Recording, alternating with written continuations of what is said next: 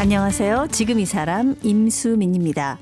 어제에 이어서 아시아 최초로 남극 단독 횡단에 성공한 산악인 김영미 대장과 말씀 나눕니다.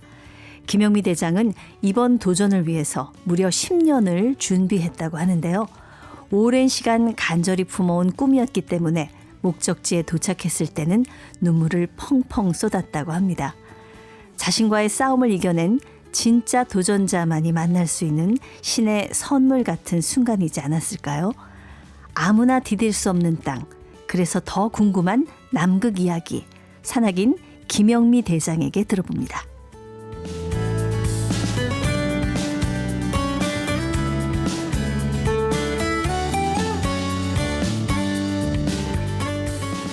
네, 남극 대륙 횡단의 새 역사를 쓴 우리 탐험가 김영미 대장님 모셨습니다. 어서 오세요. 네, 안녕하세요. 지난 시간에 방송 들으시고 정말 대단하다고 많은 분들이 오늘 이 시간 기다리고 계시는 것 같은데요.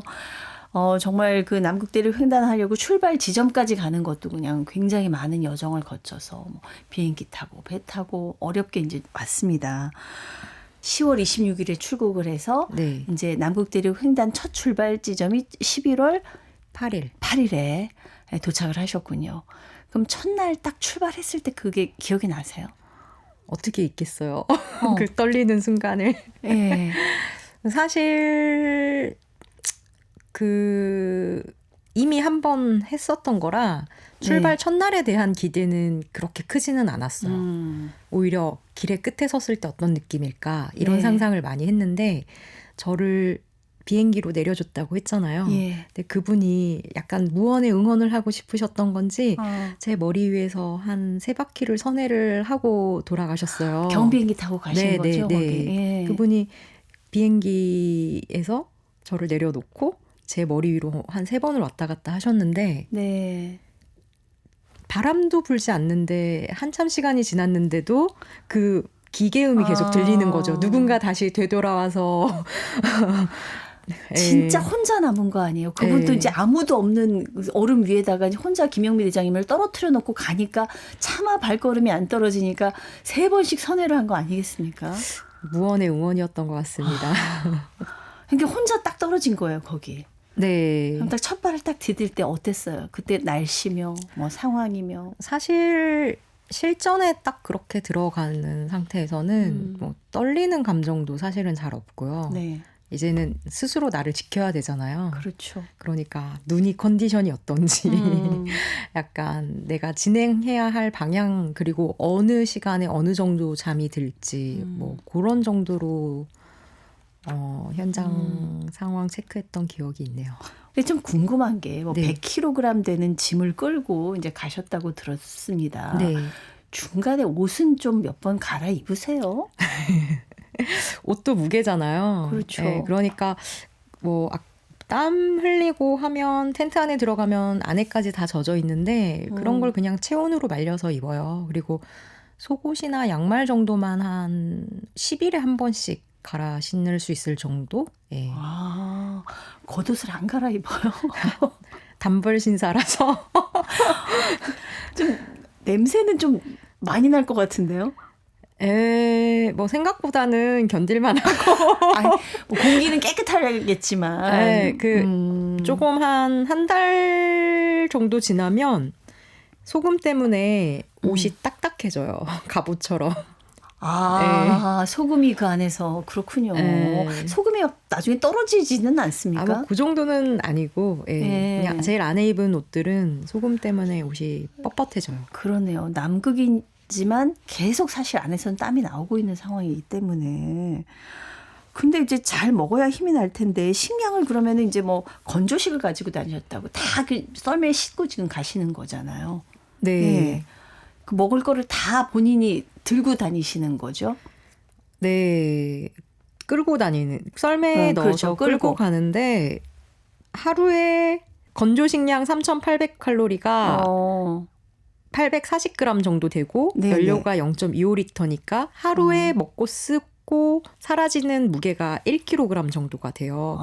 그러면 열흘이 지나면 10kg이 줄고 그러면 썰매가 가벼워지니까 점점 가벼워지니까 쉬워질 거라고 생각하지만 네. 뭐 그렇지는 않아요. 네, 점점 몸에서도 체중이 빠지고 에너지가 줄어드니까. 그러네요.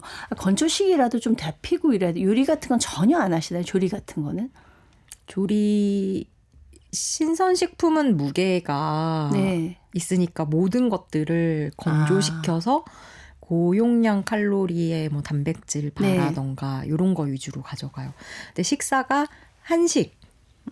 한식으로 해서 이런 극지 탐험할 수 있는 식사들은 시중에 나온 제품들이 거의 유럽식들이에요. 뭐 파스타, 뭐 치킨, 뭐 어떤 이런 것들, 예. 프라이드 라이스 뭐 그 정도라서 입맛에 잘 안 맞죠. 중간에 한번 한식 확 땡기고 그럴 것 같은데. 우리는 한식을 먹어야 되지 않습니까? 그래 어떻게 했어 그런 거는요? 그래서 마장동에서 소고기랑 네. 이 고기들을 사서 식당에 맡겨서 뭐 소고기, 불고기 같은 것들을 만들어서 네. 건조식을 만드는 공장에다가 맡겨서 요거를 칼로리와 그람수대로 소분을 했어요. 그럼 맞춤으로 하신 네. 거네요. 반찬은 없었고 예. 그 입맛이 없을 때 먹으려고 고추장을 한 500g 정도 가져갔는데 선배 어머님이 해주셨어요. 네. 네, 그 소고기 볶음 고추장을 가져갔는데 한 20일 만에 다 먹어치운 것 같아요. 진짜 그랬을 것 같아요. 입맛도 없고. 근데 뭐 더 모자른 거는 너무 잘 알죠. 근데 더 가져가려면은 또 그만큼의 무게를 더 썰매에 실어야 되고 무게가 무거워지면은 속도가 안 나니까. 그러니까요. 예. 고추장 500g만 더 가져가도 좋을 텐데 그것도 예. 신경이 쓰일 정도로. 네. 그러면요. 아까 텐트도 갖고 다닌다고 하셨는데 잠은 그러면 텐트를 직접 치고 그 안에서 주무시는 거예요? 오, 네. 남극이 바람 많이 부니까 텐트만 쳐서 바람만 막아도 그 되게 얇은 원단 하나 사이로 천국과 지옥을 오가는 느낌이죠. 그러면 그래도 그 텐트 갖고 되나요? 잘 때? 안 움직이니까 엄청 추울 것 같은데요. 뭐 침낭이나 이런 것들이 워낙에 좋아서 네네. 예, 또 그리고 자기 전에 체온으로 또 젖은 옷들을 다 말리고 예. 텐트 안에 들어가서 칼로리를 섭취를 해서 저녁 식사를 하면 네. 그런 것들은 조금 또 회복이 많이 되는 편이에요. 70일 동안 남극에서 이제 혼자 횡단을 하셨는데 밤에 거기 텐트 안에 혼자 들어가서 자려고 누우면 잠이 오나요? 일단은 백야니까 예. 빛에 대한 것들이 밤새 빛이 내 몸을 내리쬐니까 네. 바이오리듬이 좀 깨지거든요. 그렇겠네요. 예. 백야가 그래서 안대를 하고 자지만 빛이 계속 내 몸을 비추니까 네네. 그게 조금 힘들어요. 힘든데 잠을 못 자는 이유는 제가 아침 8시 반부터 거의 저녁 8시 반까지 12시간을 걸어요. 네, 그게 기본 하루 운행 스케줄이에요. 그럼 너무 피곤해서 골아 떨어질 것 같은데요. 그럴 것 같지만 예. 이 썰매를 끈다라는 것이 보기에는 걷지만 무거운 걸 끌으면은 심장 더 박동수가 굉장히 높이 뛰는 속도로 이 예. 심장이 부하를 하루 종일 느끼게 되는 거라서 8시 반까지 운행하고 9시 반에 저녁 먹고 그 10시에 자려고 하면 여전히 심장이 각성이 돼 있는 상태라서 네. 피가 온몸으로 계속 운동할 때처럼 흐르고 있어요. 그래서 네. 쉽게 잠이 들지 못해요. 그러네요. 저도 밤중에 어쩌다 운동하면 네. 오히려 잠을 못 자더라고요. 네, 밤에 운동하는 건 수면에 굉장히 방해가 되는데 하루 동안 걸어야 할 거리를 채우려면 12시간을 그렇게 매일 강행군을 하셨는데 그럼 잠 잘 못 자면 다음날 너무 힘들잖아요. 골아 떨어지는 건 초반 한 2주 정도만 골아 떨어지고 네. 어느 정도 이제 익숙해지고 하면 잠을 못 자는 이유는 굉장히 많아요. 뭐 바람 소리에 텐트 네. 펄럭거리는 것 때문에 못 예. 자기도 하고 빛 때문이기도 하고 뭐 그렇게 심장이 뛰는 것 때문이기도 한데 저는 워낙에 밖에서 잠을 많이 자서 예. 저도 자면서 느끼는 게 이번은 좀 잠을 잘 잤어요. 예. 제가 역시 나는 야생 체질이구나. 서울에서보다 잠을 더 깊게 자는 것 같다. KBS 1박 2일이라는 프로그램을 보면 복불복을 해가지고서는 이제 야외 취침 결정되잖아요. 그런 거는 뭐 김영미 대장님한테는 뭐 그냥 너무 뭐 쉬운 일이겠어요. 아, 그 너무 좋지 않아요? 신선한 공기를 마시면서 잘 수 있으니까. 한 대짬 자는데 익숙해지셔가지고 그러면 이제 아까 옷도 뭐 속옷하고 양말만 어쩌다 갈아입지 못 갈아입으셨다 그랬는데 뭐 양치질이나 세수라든가 이런 거 할 수 있나요? 시간이 없어요.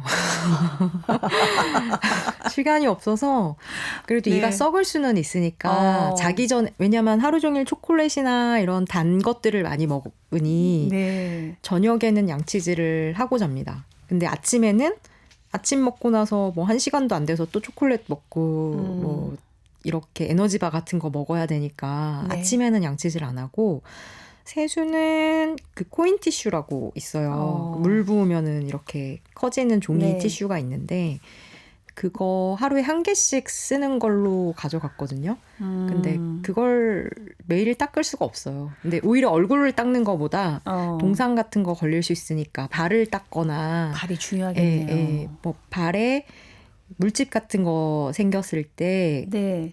이게 염증이 생길 수 있으니까 썩는 거죠. 물집이 생겼는데 상처가 치료가 안 되고 계속 신발을 신고 있어야 되니 네. 뭐 눈에다가 이제 발을 문질러서 그냥 발이 시려도 좀 닦아낸다던가 그렇게 하죠. 그렇군요. 70일 동안 못 씻었어요. 아니 근데요. 피부가 지금 반짝반짝 윤이 나세요. 김영미 대장님이. 그래서 남극에서 좋은 공기를 처음에 마셔서 그랬나 생각했는데 좀 안 씻으면 70일 동안 안 씻다가 씻으니까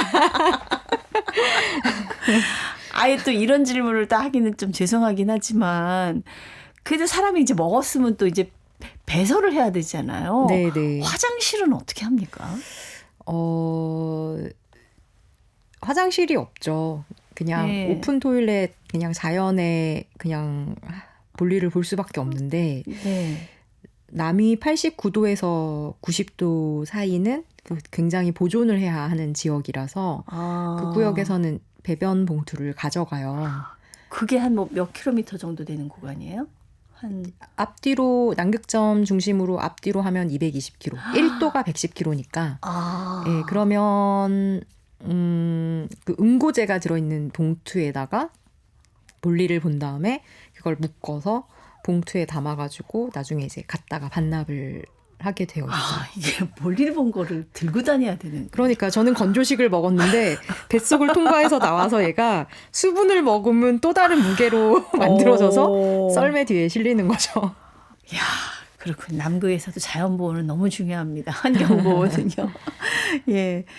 그 장비가 사실 나날이 이제 발전을 하니까 뭐 좀 도움을 받을 수는 있겠습니다만은 뭐 중간에 고장이 날 수도 있잖아요. 장비라는 게. 뭐 그런 것 때문에 고생하신 건 없으세요?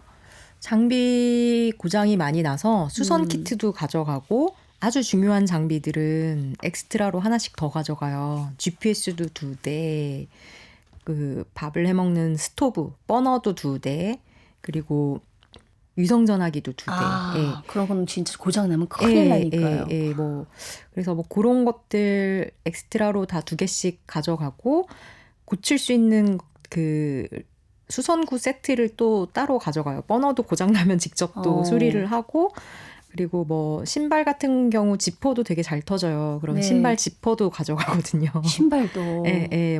뭐 벨크로나 뭐 하여간 여러 가지 수선구 세트를 가져가요. 그리고 너무 추우니까 플라스틱으로 된 장비들은 굉장히 잘 깨져요.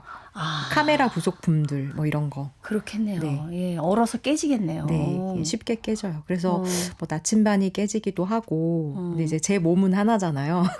네. 저는 엑스트라가 없어서 네. 제 몸이 고장 나면은 이제 몸은 그냥 스스로 회복해서 걸어야 되는. 아니 신발 같은 거 이게 부츠가 신발이잖아요. 스키 네, 부츠가 네. 그런 것도 여벌이 하나 있어야 되는 거 아닌가요? 그러면 짐이 너무 무거우니까. 네. 그냥 다녀야 되는군요. 예. 장비 관리를 하는 것도 등반 능력인 것 같아요. 그런 것도 네. 다 평소에 배우고 네. 기술도 연마하고 그냥 무조건 탐험만 하는 게 아니군요. 스키가 계속 문제가 있었어요. 네. 그러니까 스키가 눈 위에서 걸으려면은 요거는 다운힐을 해서 경사면을 내려가는 스키가 아니기 때문에 스키 바닥에 실이라고 하는 그런 접착제가 붙어 있는 거를 붙여야지 이게 오르막길을 걸어서 올라갈 수가 있어요. 네네. 근데 이게 너무 춥고 하니까 이게 계속 떨어져가지고 이게 떨어지면은 눈 위에서 걸을 수가 없거든요. 그래서 그것 때문에 아마 막 스키를 거의 막 맨날 텐트에다 넣어놓고 같이 자고 그랬었어요. 스키 네. 얼까봐. 네, 그 얼어 있는 것들을 또 녹여야 되고. 네, 이게 떨어지면 녹여서 다시 붙이고. 네네. 아유, 그냥 단순히 걸어가는 것만 신경 쓸 게 아니라 신경 쓸 일이 너무나 많습니다. 근데 이제 이번에 김영미 대장님 남극대륙 횡단할 때 장갑하고 의류 장비가 굉장히 좋았다고 그러더라고요. 장갑이 막 겉에는 얼어도 안에는 따뜻하고 이게 기술적으로 되나 봐요. 보통 추우면 저희가 두꺼운 옷을 많이 하나를 껴입으려고 하잖아요. 네. 근데 그런 것들은 또 다음날 걸을 때 말릴 수가 없으니까 예. 특별히 남극을 위해서 이제 필요한 장비들을 제가 소속한 아웃도어 회사에서 같이 기술 개발 팀에서 이 남극에 필요한 장비들을 같이 개발해 주셨어요. 그렇군요. 네. 그래서 첨단 기술이 들어가는 거네요. 세상에 하나밖에 없는 장갑과 네, 하나밖에 없는 옷을 입고 남극을 횡단했습니다. 그 장갑이 4겹으로 돼 있다고 그러더라고요. 네, 4겹이에요. 예. 안 그러면 이제 그냥 젖어서 한 겹이나 이러면 동상 걸릴 수가 있는 거죠? 젖었을 때 이게 분리가 되면 저녁에 텐트 안에서 이걸 말릴 수가 있는 거예요. 말린다라고 하는 거는 불을 지펴서 말리는 게 아니라 네네. 자연 건조를 시키거나 체온으로 말려야 되는데 두꺼운 한 겹짜리 장갑이면 이게 마르지 않는 거죠. 그러네요. 네. 예. 추울 때는 두꺼운 옷 하나 입는 것보다 여러 벌 껴입으라고 어르신들이 그랬는데 우리 김영미 대장님 남극 갔다 오셨는데 하시는 거 보니까 그게 맞는 얘기에 진리인 거예요. 그렇죠? 예, 맞네요. 네. 우리 김영미 대장님 이번 남극 대륙 도보 횡단 중에 가장 큰 고비가 어디였나요? 고비 너무 많은데요. 배고프고 막 예. 이게 뭔가 극적으로 뭐 하나가 나를 딱 힘들게 해서 드라마틱한 그런 거보다 매일 자잘하게 뭔가 일들이 생기는 거죠. 뭐 하다못해 그 4겹 끼는 장갑 중에 이 장갑이 몇 번이 빵꾸가 나는지 모르겠어요. 구멍이 나면 어떻게 해요, 그거는? 꼬매야 돼요. 매일 저녁마다 바느질하고 뭐 장갑 그게 결국은 그게 다 쉬는 시간들을 빼앗아 가는 거라서 네. 그런 사소한 일들이 되게 많아요. 네, 뭐 아까 말씀드렸다시피 뭐 스킨이 벗겨지고 뭐 그런 일들. 네, 네. 굉장히 힘든 일들이 많이 있는 것 같아요. 뭐 이렇게 아무래도 100kg 정도 되는 짐을 가지고 이게 오르막을 올라가는 거니까 그게 굉장히 힘들지 않은가 싶은데 어떻게 평탄한 곳만 나오는 건 아니죠? 그 남극의 특별한 지형을 부르는 이름 중에 네, 사스투르기라는 게 있어요. 예. 그 정한시 방향에서 바람이 불어오면 바람이 만들어 놓은 과속 방지턱 같은 턱들이 굉장히 덜컹덜컹 지나가야 되는 중간중간에 그런 턱들이 생기는군요. 네네. 그게 한 200km 이상 분포가 된 지형이 있어요. 뭐 한 3일 정도, 4일 정도까지는 괜찮은데 계속 썰매를 당겨야 되거든요. 네. 뒤에서는 잡아당기고 나는 당기면서 이걸 힘을 써서 넘어가다 보니까 일주일 정도 지나면 그게 약간 산처럼 느껴져요. 그러니까요. 예. 그때 이제 체력적으로 조금 체력 소모가 많아지게 되는 시기니까 사실 뭐 끝까지 할 수 있을까? 이런 생각하게 될 때 네. 정신을 바짝 차려야 되는. 정말 의지력이 대단하십니다.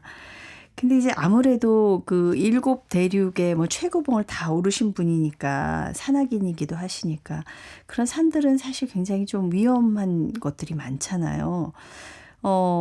남극은 거기에 비해서는 조금 상대적으로 안전한 건가요? 어떻게 보면 등반 방식이 완전 달라요. 네. 그러니까 히말라야의 등반은 수직이니까 기술도 필요하고 아무래도 추락에 대한 위험성도 있는데 네. 남극은 추락의 위험은 없죠. 그냥 보기에도. 네.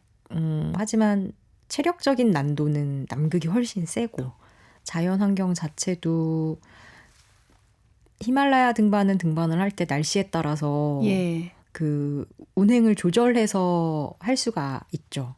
예. 하지만 남극은 바람이 불거나 뭐 화이트아웃이거나 어떤 자연 환경과 상관없이 거의 매일 똑같은 운행을 지속을 해야 되는 거예요. 네. 저희가 직장 생활도 쉬는 날 없이 70일 동안 매일 출근하면 힘들거든요. 저기 휴가 써야죠. 네, 근데 예. 이제 남극에 휴가도 없이 그 같은 빡빡한 루틴을 매일 70일 한다는 거, 그게 아무래도 제일 힘들지 않을까. 저는 김영미 대장님 혼자서 오로지 70일 동안 혼자서 가야 된다는 게 제일 힘들지 않았을까 싶은데요. 네, 또 고만의 매력이 있기는 해요. 중간에 무섭지는 않으세요? 바람이 많이 심하게, 엄청 심하게 분 적이 있어요. 남극점 예. 지나서. 네. 그때 텐트를 칠 수 없을 정도로 바람이 심해서 눈벽을 2m 정도 쌓아놓고 텐트를 쳤었거든요. 거기서 이제 2m 벽을 혼자 쌓으시는 1m. 1m 벽을 혼자 쌓으시는 네, 거예요. 한 2시간 동안 삽질을 해서 하루 25km를 걷고 체력이 다 떨어져 있는 상태에서 그 벽을 쌓아야지만 텐트를 칠 수 있으니까. 네네. 근데 목이 마르고 배가 고파도 일단 텐트 안에 들어가야지 조금 안전해지는 거니까 예. 그걸 쉬지 못하고 이걸 눈벽을 쌓고 텐트를 치고 들어갔는데 그때 조금 위험한 상황에 있구나. 내가 되게 병원이 먼 곳에 있고 네. 뭐 누가 구조를 하러 온다고 해도 이 날씨에는 아무도 올 수가 없으니까 그때 조금 공포감을 심하게 느꼈어요. 그랬을 것 같아요. 정말 죽기 아니면 살기로 삽질을 하신 거 아니에요? 그걸 한 3일을 하고 나니까 또 체력이 야. 엄청 떨어지는 거예요. 그래서 네. 빨리 끝내야겠다. 여기서 탈출할 수 있는 거는 내가 빨리 내려가는 것밖에 없다. 원정 마지막 날은 뭐 계속 17시간을 거의 뛰다시피 하셨다고 들었는데요. 네, 한 시간당 그때 마지막에 남은 썰매 무게가 40kg 초반대였을 거예요. 그 썰매를 끌고 17시간 63km면은 시간당 4km 페이스로 거의 한 14시간 정도 간 것 같아요. 네. 아니 좀 그럴 때는 좀 하루 연장해가지고 좀 조금 넉넉하게 여유 있게 가면 안 되는 겁니까? 길의 끝에 마지막 날에 도착해서도 네. 날씨가 좋아야 나를 태우러 오는 거예요, 비행기가. 근데 그 이후부터 날씨가 안 좋아진다고 하기도 했고 예. 그런데 남은 식량이 날씨가 안 좋았을 때를 대비해서 기다릴 만큼 가지고 있지 않았기 때문에 예, 그리고 이미 그 전날에도 45km를 걸었고 전전날에도 40km를 걸었어요. 네. 근데 3일차가 되니까 그전에는 30km씩 걸었었는데 한 40km 이상씩 3일차가 되니까 하루를 더 그렇게 하면은 아예 퍼져서 못 갈 것 같다. 그래서 오늘만 고생하면 내일 더 이상 힘쓸 일이 없으니까 네. 몰아붙여야 하는 게 맞다라고 생각을 했어요. 정말 하루하루가 극한이었군요. 저도 제가 마지막 날 아침에만 해도 그날이 마지막 날일 거라고는 생각하지 못했어요. 정말 힘든 순간이 뭐 계속 맞닥뜨리고 많았을 텐데 오롯이 혼자 가는 길이잖아요. 네. 그래도 사람이 그리울 걸 대비해서 사람 목소리 들고 가셨다고 그 얘기 들었어요. 네, 뭐 노래를 불러준 사람들도 있고 자기가 좋아하는 힘들 때 위로가 됐던 그런 좋은 글귀 같은 것들 녹음해 주신 분들도 있고 끝나고 와서 맛있는 거 먹자 얘기해 주는 사람들도 있고 힘이 좀 됐나요? 그럼요. 울컥울컥 할 때가 많았죠. 그거 듣고. 예. 거기서 저기 음성 메시지를 남기셨다는데 그게 이제 또 SNS에서 굉장히 화제가 됐어요. 김영미 대장님. 네. 제가 가는 길을 실시간 위치 추적하는 지도에다가 기록을 했어요. 네. 전화번호로 이렇게 전화를 하면 자동응답기가 바로 받고 끊으면 이제 지도에 가서 그 음성이 붙는 거거든요. 예. 그래서 실시간으로 어디 있는 게 딱 나오고 거기 목소리가 딱 나오는 거네요. 네네 1시간에 한 번씩 GPS 위성으로 제 좌표를 보내요. 이동하는 게 움직이는 게 1시간마다 한 번씩 진행하는 게 보여요. 이야, 무슨 얘기들을 남기셨어요? 운행에 대한 이야기, 뭐 컨디션에 대한 이야기, 날씨 이야기도 있었고, 왜 가는지에 대한 이야기도 좀 남겼죠. 네. 지금 들어도 가슴이 뭉클할 것 같습니다. 예. 남극 대륙 도보횡단은 우리 김영미 대장이 혼자서 하셨지만 이것은 결코 혼자서 한 것이 아니다. 이런 얘기를 하셨는데요. 네, 아무래도 준비하는 과정이 굉장히 길기 때문에 지금 저랑 같이 남극에 있을 때에 관한 이야기만 많이 나눴잖아요. 네. 저는 이걸 위해서 준비를 했기 때문에 이게 힘들어도 어떤 부분에 있어서는 좀 당연하게 받아들이는 게 있는 거예요.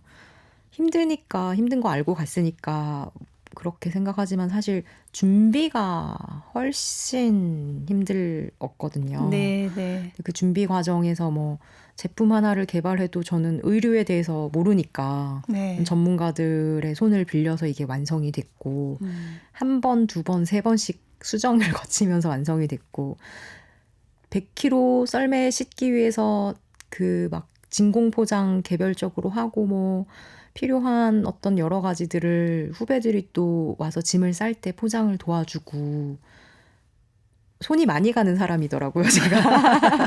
그래서 굉장히 준비하면서 도움을 많이 받았고 네, 네. 해서 이게 그 걷는 거 남극에서 걷는 70일 하나로만 생각할 수 없는 일이다. 그리고 그 보이스 레코더로 막 음성 듣고 할 때 엄청난 마음의 위로가 됐기 때문에 네. 예, 이건 혼자 해낼 수 있고 혼자 걷는 게 아니다라는 생각을 했어요. 네. 아, 정말 남극 대륙 횡단의 새 역사를 쓰셨습니다만은 우리 김영미 대장님은 또 그전에도 산악인으로서도 많은 또 그 족적을 남기신 분이에요. 어떻게 탐험가가 되셨는지 그 얘기도 굉장히 궁금합니다. 다음 시간에 한 번 더 모시고 말씀 나눴으면 좋겠습니다. 예. 아이고 또 와야 되나요? 많은 청취자분들이 기다리셔서 꼭 좀 부탁드립니다. 감사합니다. 네, 감사합니다. 네, 남극 대륙을 도보로 횡단에 성공한 김영미 대장과 함께했습니다.